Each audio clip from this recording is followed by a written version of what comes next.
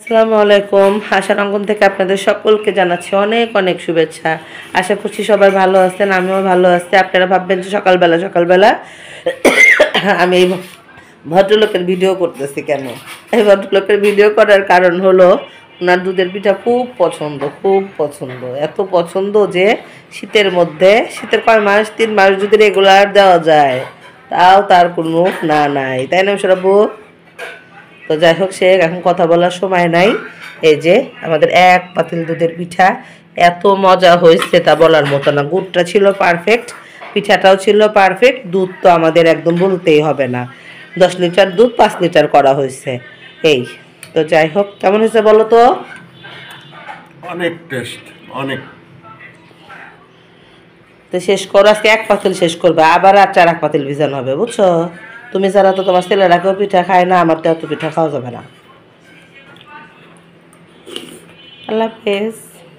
যাই হোক, সাহেবকে বিদায় করে দেওয়ার পরে ভাবলাম যে একটু বারান্দায় ঘোরাঘুরি করি।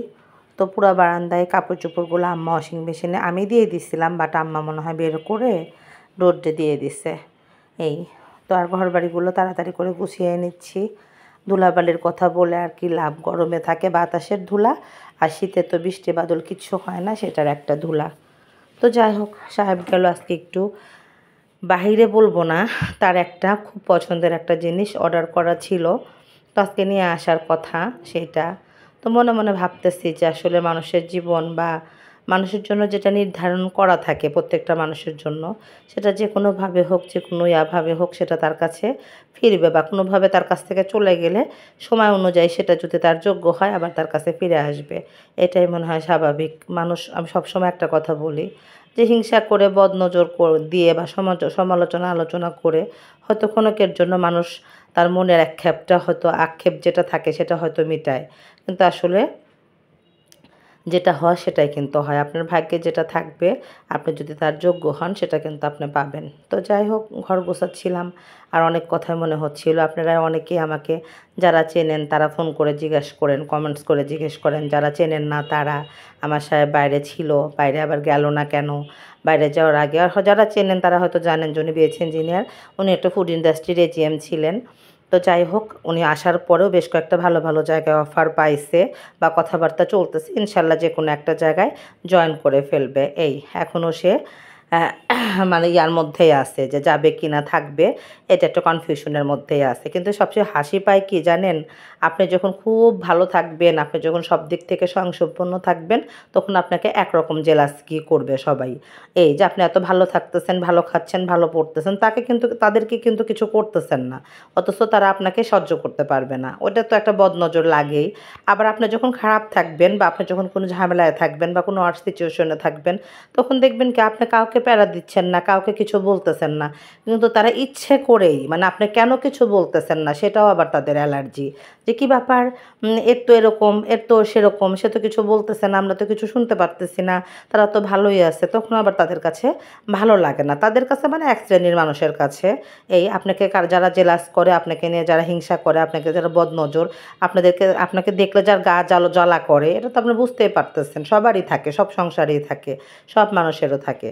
এই তবে যাই হোক, সব কিছু মিলে আমি আলহামদুলিল্লাহ, আমি সবসময় আল্লাহর কালাম এবং আল্লাহর উপর ভরসা করে থাকি, এই যে আল্লাহ তুমি সব কিছু থেকে আমাদেরকে হেফাজত করো। কথাগুলো বলতাম না, কিন্তু ওই যে বললাম যে আমার সাহেব বাইরে গেছে, তার খুব পছন্দের একটা জিনিস অর্ডার করা আছে, যদি আজকে চলে আসে হয়তো নিয়ে আসবে, এর জন্য বললাম কথাগুলো। এই যে কত রকম সিচুয়েশন যে কতভাবে পার করলাম লাইফে, তা বলার মতো না, কিন্তু তারপরেও আল্লাহ এত মনোবল দিছে, এত ধৈর্য দিছে, তা বলার মতো না। আমি তো সবসময় বলি যে আমার 2টা বাচ্চা, আমার 2টা ডানা, ওদের ডানায় ভর করে আমার মনে হয় মাইলের পর মাইল, পথের পর পথ আমি পাড়ি দিতে পারবো, যত প্রতিকূলতায় আসুক না কেন। মানে আপনি যখন ভালো থাকবেন তখন দেখবেন যে আপনাকে নিয়ে মানে গসিপ করার মানুষ যেমন থাকবে না, আপনি যদি কোনো একটু ওয়ার্স সিচুয়েশনে পড়েন তখন আপনি বুঝতে পারবেন যে মানে আপনার ভালোবাসার মানুষগুলো কোথায় যে উড়াল দিবে, হ্যাঁ, তখন তাদের আর আপনি কোথাও খুঁজে পাবেন না। এই তো যাই হোক, এই যে রান্নাঘরে এসে দেখে যে আম্মা কলিজাটা মানে সেদ্ধ দিয়ে দিচ্ছে, সরি সেদ্ধ নাকি, মানে আমরা তো আবার কাটার আগে একবার একটু হাফ সেদ্ধ করে নেই, এই কারণে দেখে খালা চলে আসছে। এক রান্নাঘরে 3 জন, একদমই আটে না, আমার আম্মা, আমি, আবার খালা। তো তো যাই হোক, আম্মা থাকলে তো রান্নাঘরে আমি ঢুকিই না, কারণ আমার সাহেব আমার আম্মার হাতে রান্না বেশি পছন্দ করে কি সব সময় পছন্দ করে। এই তো আম্মাকেও বলতেছিলাম, আম্মাও কালকে আমাকে বোঝাচ্ছিল যে কষ্ট নিস না, যুগে যুগে সময়গুলো থাকবেই, থাকারই কথা। এই আমার সাহেব বাইরে থেকে আসার পরে সে একটা কথা শুধু একবার বলছে যে আশা, আমার একদমই তোমাদেরকে ছেড়ে ভালো লাগে না। আমি দ্বিতীয়বার তাকে বলি নাই যে তোমার যেতে হবে, আমি বলছি যে সব কিছু বাদ দাও, যেখানে তোমার ভালো লাগে না সেখানে তোমার যেতে হবে না। এই হলো আমার সংসার, এই হলো আমার পরিবার, এই হলো আমার কাছের মানুষ, এই হলো আমার সন্তানরা। আমার 2 ছেলে তাকে প্রচণ্ড পরিমাণে মিস করে, কিন্তু যারা যখন ছিল না, সে যখন মানে কি বলবো আর, এসব আসলে বলার মানে কথা নাই। এই ভালোবাসি এটা মুখে বললে হবে না, সব কিছুতেই তার প্রমাণ দিতে হবে। হ্যাঁ, ভালোবাসার মানুষ ওরকম জাহির করার মানুষ অনেক পাওয়া যাবে, হ্যাঁ, কিন্তু কাছে পাওয়ার মানুষ পাওয়া যায় না। তো যাই হোক, আমি লিফটের গোড়ায়, আমার সাহেব ফোন দিছে, এখন কিন্তু অলরেডি মাগরিবের আগে আগে আসরের পর। তো যাই হোক, আমি তো সকাল সকালে আপনাদের বলে দিছিলাম যে একটা সারপ্রাইজ আসার কথা আছে, হয়তো চলেও আসছে। এর জন্য আমি আবার লিফটে নেমে যাচ্ছি, যে দেখি ওর বাবা ফোন দিছে নিচ থেকে, আমাকে কিছু বলে নাই। এই তো দেখা যাক। মাহিন অলরেডি নেমে গেছে। মাহিন তো তার বাবার সাথে বেশি অ্যাটাচড, আর আমার বড় ছেলেটা অলরেডি দুপুরবেলা ঘুমিয়েছিল, এখন সে ভাত খাচ্ছে। বললো যে আম্মু তুমি নামো, ভাত না সরি পোলাও রান্না করছে আজকে, তো বলতেছে আম্মু আমি খাচ্ছি, তুমি নামো।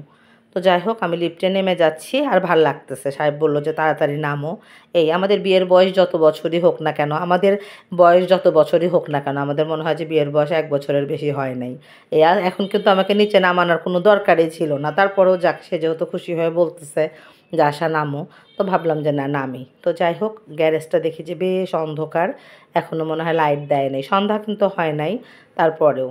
তো যাই হোক, এই যে গ্যারেজের মধ্যে চলে আসছি, আমার মাস্ক পরা কেউ বুঝতেছে না, আমি তো হেসে একদম কুটি, আমার পাশে যে আমার ছোট ছেলে, আমার আব্বা, এই তো আমরা দুজনে খুব খুশি, কারণ গেটের অপর প্রান্তে যে আছে একটু পরেই দেখা যাবে তাকে, সে তো ঢুকে পড়তেছে। তো যাই হোক, মাশাল্লাহ, সে যে কাজে গেছিল সে কাজটা সাকসেস। সে একটা গাড়ির অর্ডার দিয়েছিল, পালসার। সে তো সারা জীবনই বাইক লাভার। এই তো চাই আজকে এই বাইকটা সে মনে হয় ম্যাক্সিমাম 10 থেকে 15 দিন আগে অর্ডার করছিল। তো যাই হোক, এটা আজকে হাতে পাইছে, আলহামদুলিল্লাহ, মাশাল্লাহ। আমার সাহেবের মুখের হাসি, আমার মুখের হাসি, আমার সাহেব খুশি, আমরা খুশি। বাকি সব কিছু দেখা যাবে, মানুষের মনটা হলো সবচেয়ে বড় কথা। এই যে আম্মাকে আবার আমার সাহেব ফোন দিছে, আম্মা আপনি নিচে নামেন। তো যাই হোক, সে আম্মাও নামছে। তো আমরা সব বাইক দেখে বেজায় খুশি হয়ে বাসায় চলে আসতেছে। আমরা সবাই লিফটের মধ্যে, আম্মা, আমি, মাহিন। এই যে মাহিনের সাথে একটু দুষ্টামি করতেছি যে মাহিন তোমার কিন্তু বাইক চালানো শেখা যাবে না। আমার সাহেব তো খুশিতে আল্লাহ দে আটখানা, সে এমনিতেই দেখতে মনে হয় যে অনেক গুরুগম্ভীর মানুষ, কিন্তু তার ভিতরটা এখনও ছোট মানুষের মতন। যে পিছনে যে 2জন মানুষকে দেখতেছেন, 2জন মানুষের মনে হয় যে দেহ একটা, মানে কি বলবো, দেহ 2টা মন একটা, সরি, বাবার একদম কার্বন কপি বড় ছেলে।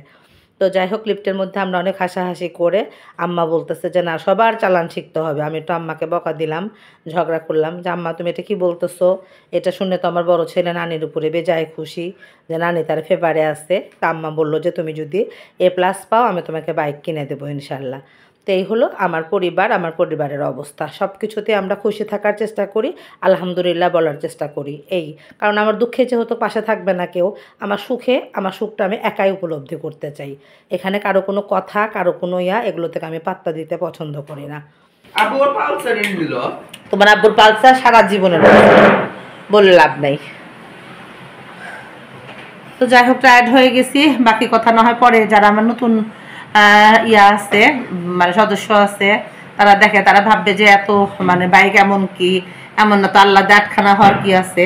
আমার গল্পগুলো শুনলে তখন বুঝতে পারবেন। তা যাই হোক, সবাই একটু মাশাআল্লাহ বলবেন, আলহামদুলিল্লাহ বলবেন। এখন এর পর্যন্তই। অনুশীলন মানে দুপুরবেলা লাঞ্চ কি করছো? লাঞ্চ করে নাই মনে হয়, প্রচণ্ড ক্ষুধা লাগছে। যাই হোক, আমি আমার বিধ্বস্ত টেবিলে বসে যে আম্মা আছে গালে দিয়ে আম্মাকে দেখা ফেলাইছি। আল্লাহ, আমার ভিডিওগুলো আজকে অন্ধকার লাগতেছে।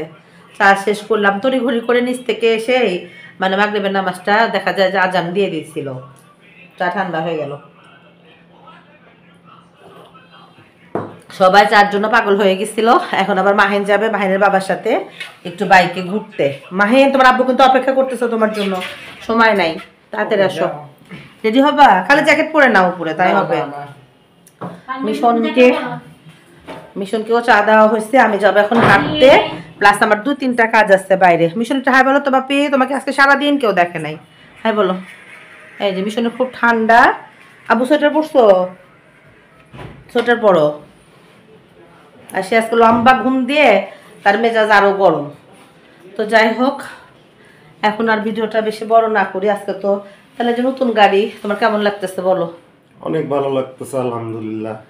তোমার এটা কয় নাম্বার গাড়ি? 5 নাম্বার না 6 নাম্বার? 5 নাম্বার গাড়ি। আজকে 16 বছর যাবত বাইক চালাই। 15 বছর, 16 বছর, 16 বছর ধরে বাইক চালাই। 16 বছরে 5টা বাইক। 5টা বাইক। তাহলে বলো, কেউ 16 বছরে 5 বাইক, তাহলে একটা বাইক কয় বছর চালাইছো? 15 বছরে 5 বাইক ধরলে একটা 3 বছর। 3 বছর।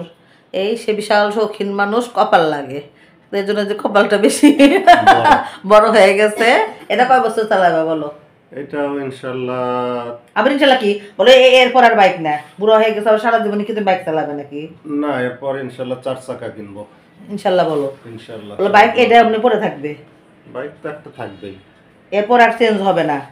এই যে আমার ভিডিও যারা দেখলেন তারা কিন্তু মানে সাক্ষী থাকলেন, বিশেষ করে সৈকত ভাই তারপরে কি জানো মামা, শিহাব মামা, এই বাইক কি তার শেষ বাইক, এরপরে আর তার বাইক হবে না। এটা হলো ভিডিওতে সাক্ষী থেকে গেল, ঠিক আছে? আমার হাসি, সৈকত ভাইরা ঠিকই বুঝছে, বুঝছো? শয়তানকে খালি খালি বাইক চেঞ্জ করে, খুব বাজে অভ্যাস। তো যাই হোক, তারপর আলহামদুলিল্লাহ আমার সাহেব খুশি, আমিও খুশি। এই 15 বছর চেষ্টা করছি সব সময়, মানে তার পাশে থেকে তার কোনো কিছু দরকার ঠিক বলবো না, মানে শখ, এটা যেভাবে হোক মানে মানে ফুলফিল করা। সে সাপোর্ট দেয় নাই বলো? না করছি, সাপোর্ট অল টাইম ছিল তোমার। যদি না করতাম কিনতে পারতো আজকে, বলো যে কিনো না, বলো না করবা কেন? পারতে কিনা সেটা বলো, বলো না। একজনের মন ভাঙে আর একটা জিনিস কেন যায়? মন ভাঙে, তুমি সঠিক উত্তর দাও, বুঝছো? এই দেখছেন ঘুরে পেঁচা উত্তর, তাই না? তুমি একটা কিছু কিনতে গেলে আমি বললাম ভালো লাগে না, না আমি তোমার পছন্দ হয় না, তুমি কিনবা না, তুমি হলো ইয়া করো, কি জানো বলে, মানে বাইক অতিরিক্ত কেন, অতিরিক্ত চেঞ্জ করো, এটা ঠিক না। তারপরে আজকে আর কিছু বললাম না, যেহেতু প্রথম দিন, বুঝছো? এই কারণে কনসিডারেশনে রাখলাম। আর এই যে সৈকত ভাই, শিহাব মামা, এদের খাওয়াবা কবে বলো? কবে? আমি সবার পক্ষে কথা, আমি হলো একটা লজিক্যাল মানুষ। তুমি বাইক কিনবা, কাউকে জানাবা না, কাউকে কিছু খাওয়াবো না, এটা হতে পারে না। কবে বলো? খাওয়াবো, সিরাজগঞ্জ থেকে ঘুরে এসে ইনশাল্লাহ বলো। ইনশাল্লাহ। তাহলে কিন্তু সাক্ষী থাকলো সৈকত ভাই, ঠিক আছে? তাহলে আজ এই পর্যন্তই। সবাই ভালো থাকবেন, সুস্থ থাকবেন, আশার অঙ্গনের সঙ্গে থাকবেন, আমার চ্যানেলটি সাবস্ক্রাইব করবেন, গঠনমূলক সমালোচনা করবেন। আল্লাহ হাফেজ। আল্লাহ হাফেজ।